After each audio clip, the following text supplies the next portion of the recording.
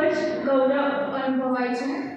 અમે છેલ્લા 2 વર્ષથી પડોશી તરીકે સાથે રહીએ છીએ, પણ આ સંબંધ માત્ર પડોશી સુધી નથી રહ્યો, હવે તે એક પરિવાર જેવો બની ગયો છે.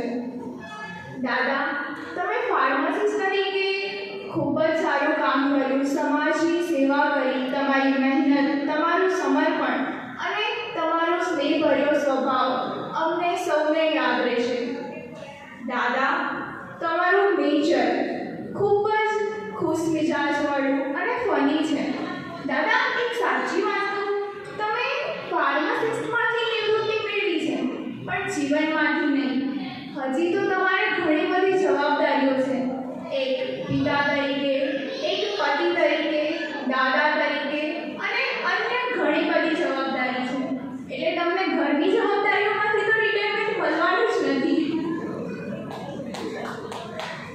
અને આટલું ટાઈમ તમે જે સમાજને આપ્યો છે તે ખૂબ જ મોટી વાત